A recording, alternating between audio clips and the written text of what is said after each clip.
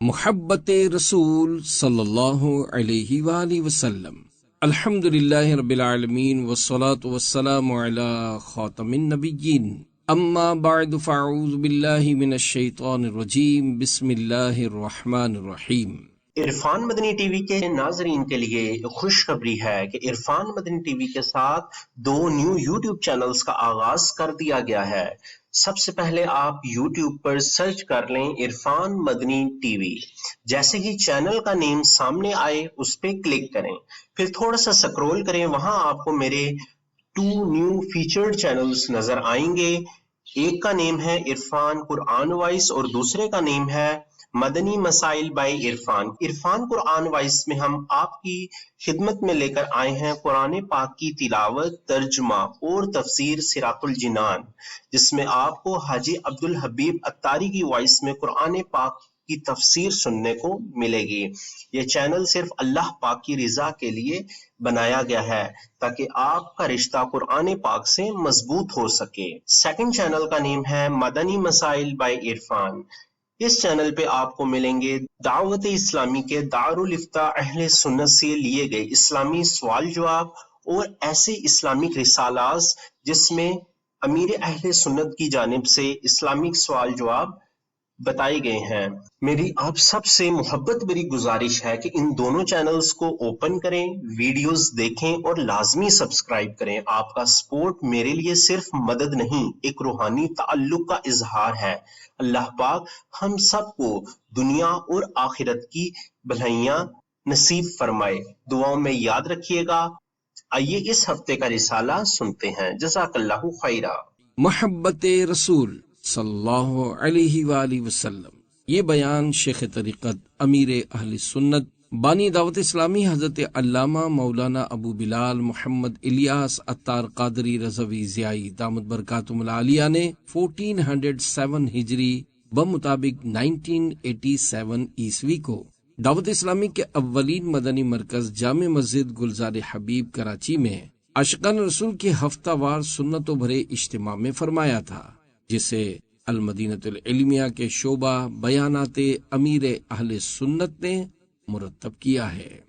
دعائے عطار: یا رب کریم، جو کوئی 17 صفحات کا رسالہ محبت رسول صلی اللہ علیہ وآلہ وسلم پڑھ یا سن لے، اسے حقیقی محبت رسول نصیب فرما اور اسے ماں باپ اور خاندان سمیت بے حساب بخش دے، آمین بجاہ خاتم النبیین صلی اللہ علیہ وآلہ وسلم۔ درود شریف کی فضیلت: مسلمانوں کے پہلے خلیفہ حضرت صدیق اکبر رضی اللہ عنہ فرماتے ہیں، نبی کریم صلی اللہ علیہ وآلہ وسلم پر درود پاک پڑھنا گناہوں کو اس قدر جلد مٹاتا ہے کہ پانی بھی آگ کو اتنی جلدی نہیں بجھاتا، اور آپ صلی اللہ علیہ وآلہ وسلم پر سلام بھیجنا گردنیں یعنی غلاموں کو آزاد کرنے سے افضل ہے۔ محمد کی محبت دین حق کی شرط اول ہے، اسی میں ہو اگر خامی تو سب کچھ نامکمل ہے۔ صلو علی الحبیب صلی اللہ علی محمد۔ پیارے پیارے اسلامی بھائیوں، اللہ پاک قرآن کریم میں ارشاد فرماتا ہے، پارہ 3 سورہ آل عمران آیت 31، قل ان کنتم تحبون اللہ فاتبعونی یحببکم اللہ۔ ترجمہ کنز الایمان: اے محبوب، تم فرما دو کہ لوگو، اگر تم اللہ کو دوست رکھتے ہو تو میرے فرما بردار ہو جاؤ، اللہ تمہیں دوست رکھے گا۔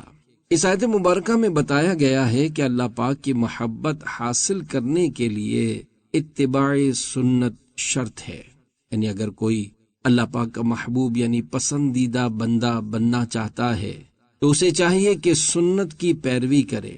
ظاہر ہے اتباع سنت وہی کرے گا جسے پیارے آقا صلی اللہ علیہ وآلہ وسلم سے محبت ہوگی۔ بالفرض اگر کوئی آپ صلی اللہ علیہ وآلہ وسلم سے محبت نہیں رکھتا تو صرف نقل و اتباع کرنے سے اسے کوئی فائدہ حاصل نہ ہوگا، کیونکہ آپ صلی اللہ علیہ وآلہ وسلم سے محبت کرنے والا ہی اللہ کا محبوب بن سکتا ہے۔ جس خوش نصیب امتی سے رسول کریم صلی اللہ علیہ وآلہ وسلم خود محبت فرمائیں اور اپنا منظور نظر بنا لیں تو اس کی محبوبیت، مقبولیت اور عظمت کی کیا شان ہوگی۔ مولانا حسن رضا خان رحمت اللہ علیہ فرماتے ہیں، اللہ کا محبوب بنے جو تمہیں چاہے، اس کا تو بیاں ہی نہیں کچھ تم جسے چاہو۔ اے عاشقان رسول، ہمارا ایمان اسی وقت کامل ہوگا جب ہم پیارے آقا مکی مدنی مصطفیٰ صلی اللہ علیہ وآلہ وسلم کو اپنی جان سے بھی زیادہ عزیز جانیں گے، ورنہ ہم کامل مومن نہیں ہو سکتے۔ چنانچہ ایمان کب کامل ہوتا ہے؟ ایک مرتبہ حضرت فاروق اعظم رضی اللہ عنہ نے نبی کریم صلی اللہ علیہ وآلہ وسلم کی بارگاہ میں عرض کی، یا رسول اللہ صلی اللہ علیہ وآلہ وسلم، آپ مجھے میری جان کے علاوہ ہر چیز سے زیادہ محبوب ہیں۔ آپ صلی اللہ علیہ وآلہ وسلم نے ارشاد فرمایا، نہیں، اس ذات کی قسم جس کے قبضے قدرت میں میری جان ہے، اے عمر، تمہاری محبت اس وقت تک کامل نہیں ہوگی جب تک میں تمہارے نزدیک تمہاری جان سے بھی زیادہ محبوب نہ ہو جاؤں۔ فاروق اعظم رضی اللہ عنہ نے عرض کی، یا رسول اللہ صلی اللہ علیہ وآلہ وسلم، خدا کی قسم آپ مجھے میری جان سے بھی زیادہ محبوب ہیں۔ یہ سن کر آپ صلی اللہ علیہ وآلہ وسلم نے ارشاد فرمایا، الآن یا عمر، یعنی اے عمر، اب تمہاری محبت کامل ہو گئی۔ پیارے پیارے اسلامی بھائیوں، نبی کریم صلی اللہ علیہ وآلہ وسلم کی ذات والا صفات ہمیں جان سے بھی زیادہ عزیز ہونی چاہیے۔ اگرچہ ہم زبانی طور پر پیارے آقا صلی اللہ علیہ وآلہ وسلم کو اپنی جان سے زیادہ عزیز کہتے ہیں اور محبت کا دم بھرتے ہیں، لیکن اس محبت کی نشانی اور تڑپ ہمارے اندر عملی طور پر نہیں پائی جاتی، جبکہ ہمارے بزرگان دین رحمت اللہ علیہم صرف گفتار کے غازی نہیں ہوتے تھے بلکہ عملی طور پر کر کے بھی دکھاتے تھے۔ انہیں سرکار مدینہ صلی اللہ علیہ وآلہ وسلم سے اس قدر والہانہ عشق تھا کہ جس کی مثال نہیں ملتی۔ وہ پیارے آقا صلی اللہ علیہ وآلہ وسلم کی ہر ادا کو اپنانے کی کوشش کیا کرتے تھے، یہاں تک کہ اگر کسی حدیث پاک کو بیان کرتے ہوئے سرکار صلی اللہ علیہ وآلہ وسلم نے کوئی خاص ادا اپنائی ہوتی تو صحابہ کرام رضی اللہ عنہم بھی اس حدیث پاک کو بیان کرتے ہوئے اس خاص ادا کو اپنایا کرتے تھے، جیسا کہ سب سے آخری جنتی شخص حضرت عبداللہ بن مسعود رضی اللہ عنہ سے روایت ہے کہ نبی کریم صلی اللہ علیہ وآلہ وسلم نے ارشاد فرمایا، جنت میں سب سے آخر میں داخل ہونے والا شخص وہ ہوگا جو گرتا پڑتا جنت کی طرف جا رہا ہوگا اور دوزخ کی آگ اسے جھلسا رہی ہوگی۔ جب وہ دوزخ سے گزر جائے گا تو اس کی طرف دیکھ کر اللہ پاک کی حمد بیان کرتے ہوئے کہے گا، بڑی برکت والا ہے وہ جس نے مجھے تجھ سے نجات بخشی۔ پھر اسے ایک سایہ دار درخت نظر آئے گا اور وہ اللہ پاک سے دعا کرے گا، اے مالک مجھے اس درخت کے قریب کر دے تاکہ میں اس سے سایہ حاصل کروں اور اس کا پانی پیوں۔ اللہ پاک ارشاد فرمائے گا، اے میرے بندے، اگر میں تجھے یہ عطا کر دوں تو پھر اس کے علاوہ کچھ اور تو نہیں مانگے گا؟ عرض کرے گا، نہیں یا رب، اور اپنے رب سے وعدہ کرے گا کہ اس کے علاوہ کچھ نہیں مانگے گا۔ اللہ پاک اس کی معذرت قبول فرمائے گا، کیونکہ وہ ایسی چیز دیکھ رہا ہوگا جس پر اسے صبر نہیں ہو سکتا۔ اللہ پاک بندے کو اس درخت کے قریب کر دے گا اور وہ اس کا سایہ حاصل کرے گا اور پانی پیے گا۔ پھر اسے ایک اور درخت نظر آئے گا جو پہلے والے درخت سے زیادہ حسین ہوگا۔ اسے دیکھ کر وہ اللہ پاک کی بارگاہ میں عرض کرے گا، مولا تو مجھے اس درخت کے قریب کر دے تاکہ میں اس سے سایہ حاصل کروں اور اس کا پانی پیوں، میں اس کے علاوہ کچھ اور نہیں مانگوں گا۔ اللہ پاک فرمائے گا، اے ابن آدم، کیا تو نے وعدہ نہیں کیا تھا کہ تو اس سابقہ درخت کے علاوہ کچھ نہیں مانگے گا؟ پھر اللہ پاک فرمائے گا، اگر میں تجھے اس درخت کے قریب کر دوں پھر تو اس کے علاوہ کچھ اور تو نہیں مانگے گا؟ عرض کرے گا، نہیں یا رب، اور وہ اپنے رب سے وعدہ کرے گا کہ اس کے علاوہ کچھ نہیں مانگے گا۔ اللہ پاک اس کی معذرت قبول فرمائے گا، کیونکہ وہ ایسی چیز دیکھ رہا ہوگا جس پر اسے صبر نہیں ہو سکتا۔ اللہ پاک بندے کو اس درخت کے قریب کر دے گا، وہ اس کا سایہ حاصل کرے گا اور پانی پیے گا، پھر اسے جنت کے دروازے کے پاس ایک درخت دکھائی دے گا جو پہلے والے دونوں درختوں سے زیادہ حسین اور خوبصورت ہوگا۔ وہ اللہ پاک کی بارگاہ میں عرض کرے گا، اے مولا تو مجھے اس درخت کے قریب کر دے تاکہ میں اس سے سایہ حاصل کروں اور اس کا پانی پیوں، میں اس کے علاوہ کچھ نہیں مانگوں گا۔ اللہ پاک فرمائے گا، اے ابن آدم، کیا تو نے وعدہ نہیں کیا تھا کہ تو اس کے علاوہ کچھ اور نہیں مانگے گا؟ بندہ عرض کرے گا، کیوں نہیں یا رب، لیکن اب اس کے علاوہ کچھ اور نہیں مانگوں گا۔ اللہ پاک اس کی معذرت قبول فرمائے گا، کیونکہ وہ ایسی چیز دیکھ رہا ہوگا جس پر اسے صبر نہیں ہو سکتا۔ اللہ پاک بندے کو اس درخت کے قریب کر دے گا، وہ اس کا سایہ حاصل کرے گا اور پانی پیے گا۔ پھر جب وہ جنتیوں کی آوازیں سنے گا تو اللہ پاک کی بارگاہ میں عرض کرے گا، اے رب تو مجھے جنت ہی میں داخل کر دے۔ اللہ پاک کی رحمت جوش میں آئے گی اور ارشاد ہوگا، اے بندے تیرے سوالوں کو کون سی چیز روک سکتی ہے؟ کیا تو اس بات پر راضی ہو جائے گا کہ میں تجھے دنیا سے دگنی جگہ جنت میں عطا کر دوں؟ بندہ حیرت سے عرض کرے گا، اے اللہ کیا تو مجھ سے مذاق کرتا ہے، حالانکہ تو رب العالمین ہے۔ اتنا واقعہ سنانے کے بعد حضرت عبداللہ بن مسعود رضی اللہ عنہ کے ہونٹوں پر مسکراہٹ پھیل گئی اور وہ حاضرین سے فرمانے لگے، تم مجھ سے پوچھتے نہیں کہ میں کیوں مسکرایا؟ سب نے عرض کیا، آپ کیوں مسکرائے؟ ارشاد فرمایا، جب نبی کریم صلی اللہ علیہ وآلہ وسلم نے یہ واقعہ سنایا تھا تو آپ بھی مسکرائے تھے۔ صحابہ کرام رضی اللہ عنہم نے عرض کیا تھا، یا رسول اللہ صلی اللہ علیہ وآلہ وسلم آپ کیوں مسکرائے؟ تو آپ صلی اللہ علیہ وآلہ وسلم نے ارشاد فرمایا تھا، رب العالمین کے مسکرانے کے سبب، کیونکہ جب بندہ کہے گا کیا تو مجھ سے مذاق کرتا ہے حالانکہ تو رب العالمین ہے، تو اللہ پاک ارشاد فرمائے گا، میں تجھ سے مذاق نہیں کر رہا لیکن مجھے ہر شے پر قدرت حاصل ہے۔ پیارے پیارے اسلامی بھائیوں، دیکھا آپ نے صحابہ کرام رضی اللہ عنہم اتباع سنت کا کیسا جذبہ رکھتے تھے۔ وہ نبی کریم صلی اللہ علیہ وآلہ وسلم کی پیاری پیاری اداؤں کو اپنانے کی بھرپور کوشش کرتے تھے، اور اس سلسلے میں یہ بھی نہیں دیکھتے تھے کہ اگر ہم فلاں کام نہ کریں تو گناہ نہیں ملے گا، یا پھر فلاں کام کرنا سنت مؤکدہ ہے اور فلاں سنت غیر مؤکدہ ہے وغیرہ۔ وہ بس اتنا دیکھتے تھے کہ فلاں کام نبی کریم صلی اللہ علیہ وآلہ وسلم نے اس طریقے سے کیا، پھر اس کام کو بالکل اسی طریقے کے مطابق کرنے کی کوشش کرتے تھے، اور کسی تنقید کرنے والے کی تنقید کو خاطر میں نہ لاتے تھے، کیونکہ وہ جانتے تھے کہ عقل کو تنقید سے فرصت نہیں، عشق پر اعمال کی بنیاد رکھ۔ اے عاشقان رسول، صحابہ کرام رضی اللہ عنہم ایسے زبردست عاشق رسول تھے کہ وہ پیارے آقا مکی مدنی مصطفیٰ صلی اللہ علیہ وآلہ وسلم کی ہر ادا کو اپنانے کے لیے بے قرار رہا کرتے تھے۔ اس ضمن میں ایک اور محبت بھرا واقعہ سنیے، اونٹنی کے ساتھ پھیرے لگانے کی حکمت۔ حضرت علامہ قاضی عیاض رحمت اللہ علیہ اپنی مشہور کتاب شفا شریف میں نقل فرماتے ہیں، ایک مقام پر حضرت عبداللہ بن عمر رضی اللہ عنہما نے اپنی اونٹنی کو گھمایا، پوچھنے پر ارشاد فرمایا، مجھے اس کے سوا کچھ معلوم نہیں کہ میں نے رسول اکرم صلی اللہ علیہ وآلہ وسلم کو اس مقام پر ایسا کرتے دیکھا تھا، لہذا میں نے بھی ایسا ہی کیا ہے۔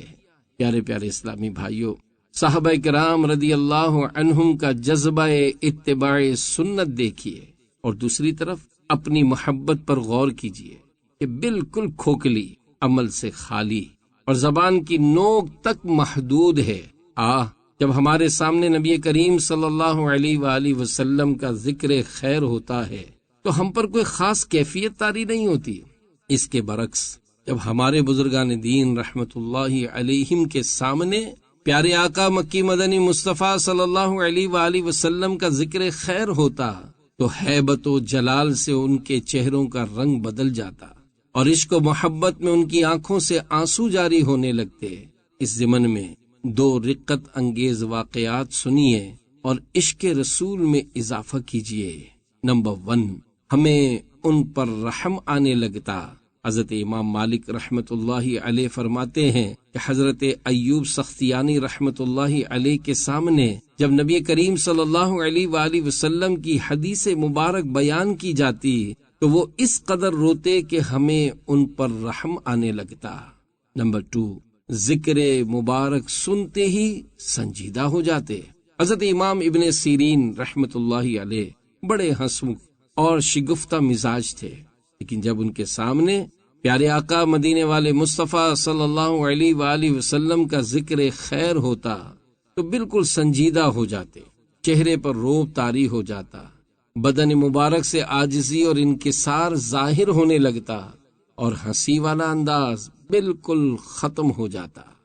غم مصطفیٰ میں مدینہ شریف سے ہجرت۔ اے عاشقان رسول، ہمارے پیارے آقا مکی مدنی مصطفیٰ صلی اللہ علیہ وآلہ وسلم کے وصال ظاہری کے بعد بہت سے صحابہ کرام رضی اللہ عنہم کے لیے مدینہ شریف میں رہ کر زندگی گزارنا مشکل ہو گیا، کیونکہ جب وہ مدینہ شریف میں آپ صلی اللہ علیہ وآلہ وسلم کے اٹھنے بیٹھنے کے مقامات اور ان گلیوں کو دیکھتے جہاں آپ صلی اللہ علیہ وآلہ وسلم قدم رنجا فرمایا کرتے تھے تو بہت رنجیدہ ہو جاتے اور ان سے آپ صلی اللہ علیہ وآلہ وسلم کی جدائی برداشت نہ ہوتی۔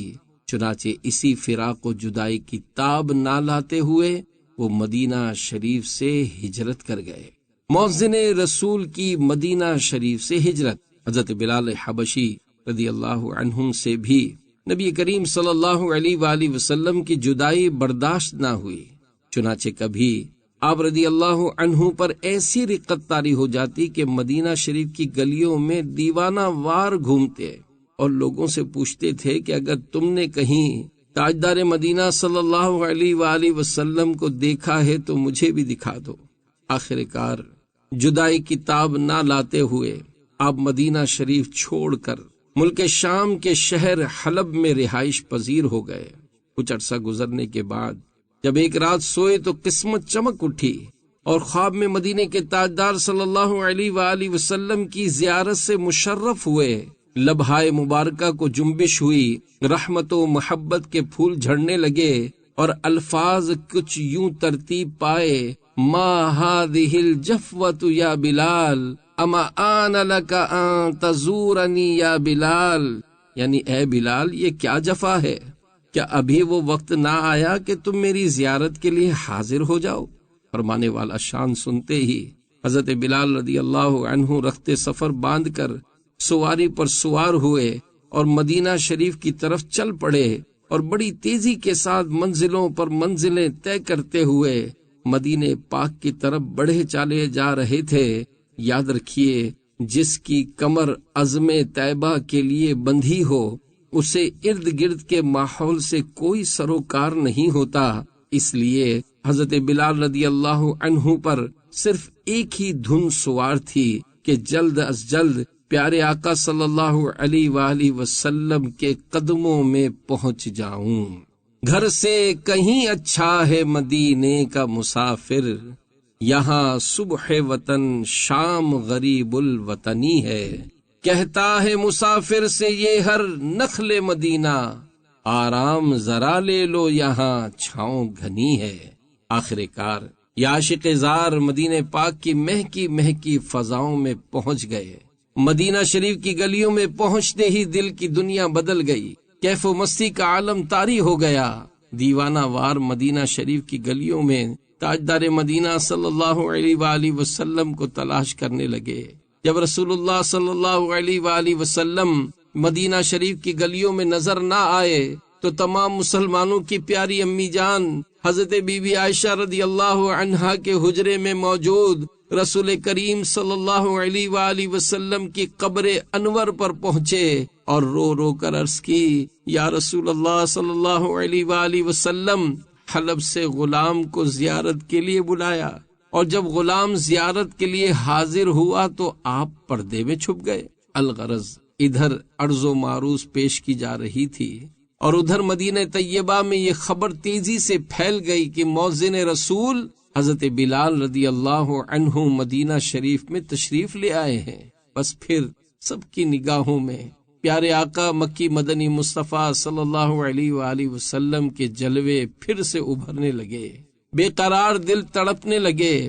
لوگ منت و سماجت اور رو رو کر التجائے کرتے ہوئے حضرت بلال رضی اللہ عنہ سے ایک بار پھر اپنی سوز و گداز بھری اذان سنانے کا مطالبہ کرنے لگے، مگر حضرت بلال رضی اللہ عنہ نے معذرت کی اور ارشاد فرمایا، اے بھائیو، تم جانتے ہو کہ جب میں رسول اللہ صلی اللہ علیہ وآلہ وسلم کی ظاہری حیات میں اذان دیتا تھا تو اشہد ان محمد رسول اللہ کہتے ہوئے آپ صلی اللہ علیہ وآلہ وسلم کا دیدار کر لیا کرتا تھا، لیکن آج وہ منظر نگاہوں سے اوجھل ہوگا، اس لیے میں اذان دینے کی تاب نہیں رکھتا۔ بہرحال حضرت بلال رضی اللہ عنہ کسی صورت اذان دینے پر راضی نہ ہوئے۔ بعض صحابہ کرام رضی اللہ عنہم نے یہ تجویز دی کہ کیوں نہ حسنین کریمین رضی اللہ عنہما کو بلا لیا جائے کہ جب رسول اللہ صلی اللہ علیہ وآلہ وسلم کے نواسے فرمائش کریں گے تو پھر حضرت بلال رضی اللہ عنہ کے پاس انکار کی گنجائش نہ رہے گی۔ چنانچہ لوگ جلدی سے دونوں شہزادوں کو لے آئے۔ حضرت بلال رضی اللہ عنہ نے دونوں شہزادوں کو سینے سے چمٹا لیا اور پیار کرنے لگے۔ شہزادوں نے فرمائش کی، اے بلال، ایک بار ہمیں وہ اذان سنا دیجئے جو آپ ہمارے نانا جان صلی اللہ علیہ وآلہ وسلم کی حیات ظاہری میں دیا کرتے تھے۔ اب انکار کی گنجائش کہاں تھی؟ چنانچہ حضرت بلال رضی اللہ عنہ مسجد نبوی شریف کی چھت کے اس حصے میں تشریف لے گئے جہاں حضور نبی کریم صلی اللہ علیہ وآلہ وسلم کی حیات ظاہری میں اذان دیا کرتے تھے۔ جب حضرت بلال رضی اللہ عنہ نے مدینہ شریف کی پرنور فضاؤں میں اپنی سوز بھری آواز میں اللہ اکبر سے اذان کا آغاز فرمایا تو در و دیوار دہل گئے، لوگوں میں غم اور صدمے کی کیفیت برپا ہو گئی۔ بتدریج یعنی آہستہ آہستہ آواز مدینہ شریف کی فضاؤں میں بلند ہوئی، جسے سن کر لوگوں کی ہچکیاں بن گئیں۔ سب لوگ اپنے گھروں سے باہر آ گئے۔ حضرت بلال رضی اللہ عنہ نے اشہد ان محمد رسول اللہ کہا تو ہزارہا چیخیں ایک دم فضاؤں میں بلند ہوئیں، اور اس وقت لوگوں کے رونے کا کوئی ٹھکانہ نہ تھا۔ چھوٹے بچے اپنی ماؤں سے پوچھنے لگے، مؤذن رسول حضرت بلال رضی اللہ عنہ تو آ چکے ہیں، مگر رسول اللہ صلی اللہ علیہ وآلہ وسلم کا نورانی چہرہ نظر نہیں آ رہا، وہ کب تشریف لائیں گے؟ بہرحال جب حضرت بلال رضی اللہ عنہ نے اشہد ان محمد رسول اللہ کہا اور پیارے آقا صلی اللہ علیہ وآلہ وسلم کو آنکھوں کے سامنے نہ پایا تو غم جدائی میں ان کی ایک زوردار چیخ فضا میں گم ہو گئی اور بے ہوش ہو کر زمین پر تشریف لے آئے۔ جب ہوش آیا تو اٹھے اور روتے ہوئے ملک شام روانہ ہو گئے۔ حضرت بلال کا وصال، جب حضرت بلال رضی اللہ عنہ کے وصال کا وقت قریب آیا تو آپ کی زوجہ روتے ہوئے کہنے لگی، واہ حزناہ، یعنی ہائے غم کی بات۔ حضرت بلال رضی اللہ عنہ نے اپنی غمزدہ زوجہ کو دلاسا دیتے ہوئے فرمایا، واہ طرباہ، یعنی واہ خوشی کی بات، غدن نلقى الاحبۃ محمدا وحزبہ، یعنی کل ہم اپنے دوستوں، اپنے آقا و مولا محمد مصطفیٰ صلی اللہ علیہ وآلہ وسلم اور آپ کے اصحاب سے ملاقات کریں گے۔ اسے عاشق نے کیا خوب کہا ہے، قبر میں سرکار آئیں تو میں قدموں میں گروں، گر فرشتے بھی اٹھائیں تو میں ان سے یوں کہوں، اب تو پائے ناز سے میں اے فرشتوں کیوں اٹھوں، مر کے پہنچا ہوں یہاں اس دل ربا کے واسطے۔ اے عاشقان رسول، موت مومن کے لیے تحفہ ہے اور یہ پیارے آقا صلی اللہ علیہ وآلہ وسلم کی زیارت کا ایک ذریعہ ہے۔ اسی لیے مومن موت سے نہیں گھبراتا، بلکہ وہ خوش ہوتا ہے کہ مرنے کے بعد اسے قبر میں سرکار مدینہ صلی اللہ علیہ وآلہ وسلم کی زیارت نصیب ہوگی۔ تمام مال و اولاد کے بدلے زیارت رسول۔ پیارے آقا مکی مدنی مصطفیٰ صلی اللہ علیہ وآلہ وسلم کا فرمان عالی شان ہے، میرے وصال ظاہری کے بعد ایسے لوگ بھی ہوں گے جو تمنا کریں گے کہ کاش ان کا تمام مال اور اولاد ان سے لے لی جائے اور اس کے بدلے وہ میری زیارت کر سکے۔ قسمت مجھے مل جائے بلال حبشی کی، دم عشق محمد میں نکل جائے تو اچھا ہے۔ خاتون نے روتے روتے جان دے دی۔ تمام مسلمانوں کی پیاری امی جان حضرت بی بی عائشہ رضی اللہ تعالی عنہا کی خدمت بابرکت میں حاضر ہو کر ایک خاتون نے عرض کی، مجھے تاجدار رسالت شہنشاہ نبوت صلی اللہ علیہ وآلہ وسلم کی مبارک قبر کی زیارت کروا دیجیے۔ حضرت بی بی عائشہ صدیقہ رضی اللہ عنہا نے حجرہ شریف کھولا اور اس خاتون نے قبر انور کی زیارت کر کے روتے روتے جان دے دی۔ آپ کے عشق میں اے کاش کے روتے روتے یہ نکل جائے میری جان مدینے والے۔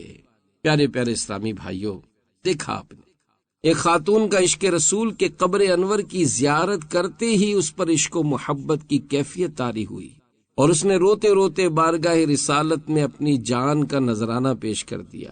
اسی طرح ہمارے بزرگوں کو سرکار مدینہ صلی اللہ علیہ وآلہ وسلم سے والہانہ عقیدت و محبت ہوا کرتی تھی، مگر افسوس آج ہمارے اندر صحیح معنوں میں محبت کا جذبہ اور ولولہ نہ رہا۔ صحابہ کرام رضی اللہ عنہم صرف زبانی طور پر نبی کریم صلی اللہ علیہ وآلہ وسلم سے محبت کا دم نہیں بھرتے تھے، بلکہ عملی طور پر اس کے دلائل بھی رکھتے تھے، جبکہ ہم محض زبانی طور پر محبت کا دعویٰ کرتے ہیں لیکن عملی طور پر اس کے دلائل نہیں رکھتے۔ صحابہ کرام رضی اللہ عنہم سرکار صلی اللہ علیہ وآلہ وسلم کی ایک ادا پر عمل کرنے کے لیے ہر وقت تیار رہا کرتے تھے۔ چنانچہ محبوب کی ادا سے محبت۔ حضرت انس رضی اللہ عنہ فرماتے ہیں، ایک درزی نے رسول اللہ صلی اللہ علیہ وسلم کی دعوت کی، میں بھی آپ صلی اللہ علیہ وآلہ وسلم کے ساتھ دعوت میں شریک ہوا۔ جو کی روٹی اور شوربہ حضور صلی اللہ علیہ وآلہ وسلم کے سامنے لایا گیا، جس میں کدو اور خشک کیا ہوا نمکین گوشت تھا۔ کھانے کے دوران میں نے آپ صلی اللہ علیہ وآلہ وسلم کو دیکھا کہ پیالے کے کناروں سے کدو کی قاشیں یعنی ٹکڑے تلاش کر رہے ہیں، اسی لیے میں اس دن سے کدو پسند کرنے لگا۔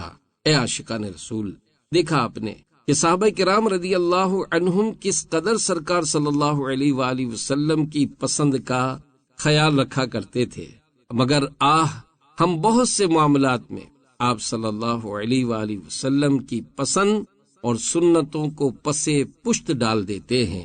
عقیقہ، نکاح اور ولیمے، یاد رہے شب زفاف کے بعد 2 دن کے اندر ولیمہ کرنا سنت ہے۔ جیسی سنتوں کی ادائیگی کے موقع پر ہم سنتوں کے بجائے فیشن کو پیش نظر رکھتے ہیں، فیشن کے مطابق لباس سلواتے، بال کٹواتے اور داڑھی منڈا کر اپنا چہرہ آتش پرستوں جیسا بناتے ہیں۔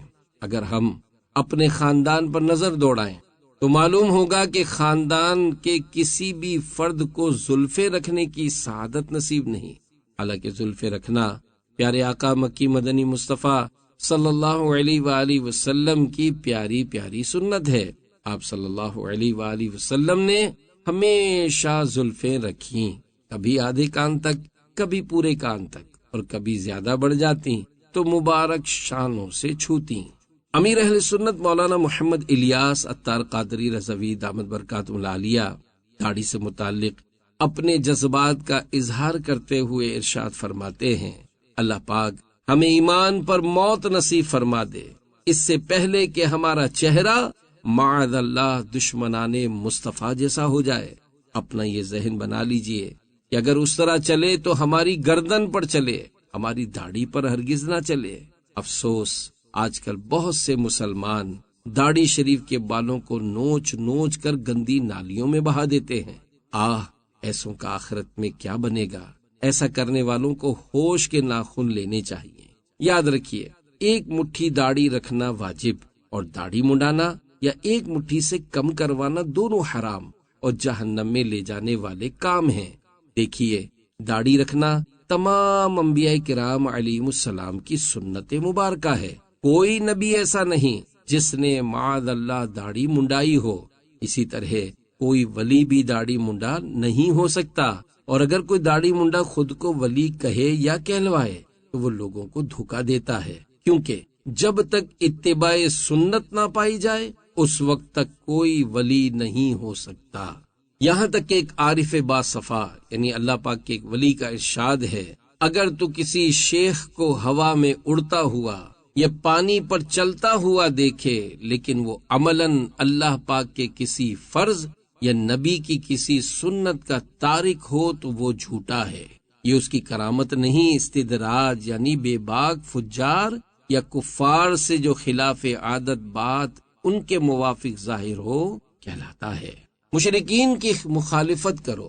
پیارے پیارے اسلامی بھائیوں، ہم پیارے آقا مکی مدنی مصطفیٰ صلی اللہ علیہ وآلہ وسلم کی محبت کا دم تو بھرتے ہیں، لیکن آپ صلی اللہ علیہ وآلہ وسلم کی پیاری پیاری سنت داڑھی شریف اپنے چہرے پر نہیں سجاتے، حالانکہ آپ صلی اللہ علیہ وآلہ وسلم نے واضح طور پر ارشاد فرمایا، خالف المشرکین وفر اللحى واحف الشوارب، یعنی مشرکین کی مخالفت کرو، داڑیاں بڑھاؤ اور مونچھیں خوب پست کرو۔ اسی طرح ایک مقام پر ارشاد فرمایا، من راغب عن سنتی فلیس منی، یعنی جس نے میری سنت سے اعراض کیا یعنی منہ پھیرا وہ مجھ سے نہیں۔ یوں ہی ایک حدیث پاک میں فرمایا، من تشبہ بقوم فہو منہم، یعنی جو شخص جس قوم سے مشابہت اختیار کرے گا وہ انہی میں سے ہوگا۔ داڑھی منڈانے والوں کو اس حدیث پاک سے خوب عبرت حاصل کرنی چاہیے کہ معاذ اللہ اگر داڑھی منڈانے کے سبب انہیں آتش پرستوں میں شمار کر لیا گیا اور بروز قیامت آتش پرستوں کے ساتھ اٹھایا گیا تو ان کا کیا بنے گا؟ اللہ پاک ہم سب کو اس آفت سے محفوظ فرمائے، آمین بجاہ خاتم النبیین صلی اللہ علیہ وآلہ وسلم۔ الحمدللہ آج کے اس پرفتن دور میں عاشقان رسول کی دینی تنظیم دعوت اسلامی ہمیں غیروں کو چھوڑ کر پیارے آقا مدینے والے مصطفیٰ صلی اللہ علیہ وآلہ وسلم کا دامن کرم تھامنے، دوسروں کے طور طریقے اور فیشن چھوڑ کر پیارے آقا صلی اللہ علیہ وسلم کی پیاری پیاری پاکیزہ سنتوں کو اپنانے کا درس دیتی ہے، اور اسی میں دنیا و آخرت کی کامیابی ہے۔ سنت لباس، پیارے پیارے اسلامی بھائیوں، فیشن زدہ لباس چھوڑ کر سنتوں بھرا لباس اپنائیے۔ لباس میں سنت یہ ہے کہ کرتے کے دامن کی لمبائی آدھی پنڈلی تک ہو اور آستین کی لمبائی زیادہ سے زیادہ انگلیوں کے پوروں تک اور چوڑائی ایک بالشت ہو۔ نیز مرد کا تہبند یا پاجامہ ٹخنوں سے اوپر رہے۔ بدقسمتی سے آج ہمیں پاجامے کے پائنچے ٹخنوں سے اوپر رکھتے ہوئے شرم آتی ہے، حالانکہ یہ سرکار صلی اللہ علیہ وآلہ وسلم کی پیاری پیاری سنت اور صحابہ کرام رضی اللہ عنہم اور اولیاء کرام رحمت اللہ علیہم کا طریقہ کار ہے، مگر عوام کی اکثریت اس سنت سے محروم ہے اور ٹخنوں سے نیچے پاجامہ رکھتی ہے۔ یاد رکھیے، تکبر کی وجہ سے پاجامے یا شلوار کا پائنچا ٹخنوں سے نیچے رکھنا حرام اور جہنم میں لے جانے والا کام ہے، اور اس پر سخت عذاب کی وعید ہے، جیسا کہ حدیث پاک میں ہے، تکبر کی وجہ سے تہبند اور شلوار وغیرہ کا جو حصہ دونوں ٹخنوں سے نیچے ہے وہ آگ میں ہے۔ ایک اور حدیث پاک میں ہے، ایک شخص تکبر سے اپنا تہبند گھسیٹ رہا تھا کہ اسے زمین میں دھسا دیا گیا اور وہ قیامت تک دھستا چلا جائے گا۔ اے عاشقان رسول، اپنے لباس پر غور کرنے کی عادت بنائیے کہ جس طرح تھوڑی سی بے توجہی آپ کو بے شمار سنتوں سے محروم کر دیتی ہے، اسی طرح تھوڑی سی توجہ آپ کو کئی سنتوں سے ہمکنار کر دے گی، یعنی ہم کنار کر دے یعنی ملا دے گی۔ لہذا وقتاً فوقتاً اپنے لباس کا جائزہ لیتے رہیے اور نیت کیجئے کہ انشاءاللہ آج کے بعد ہم سنت کے مطابق لباس سلوائیں گے۔ ہو سکے تو سفید لباس پہننے کی عادت بنائیے کہ یہ پیارے آقا مکی مدنی مصطفیٰ صلی اللہ علیہ وآلہ وسلم کا پسندیدہ لباس ہے، اور آپ صلی اللہ علیہ وآلہ وسلم نے اسے پہننے کی ترغیب دلائی ہے۔ چنانچہ حدیث پاک میں ہے، سفید لباس پہنو اور اپنے مردے بھی سفید لباس میں کفناؤ۔ اللہ پاک ہم سب کو پیارے پیارے آقا مدینے والے مصطفیٰ صلی اللہ علیہ وآلہ وسلم کی سنتوں پر خوب عمل کرنے کا جذبہ نصیب فرمائے، آمین، بجاہ خاتم النبیین صلی اللہ علیہ وآلہ وسلم۔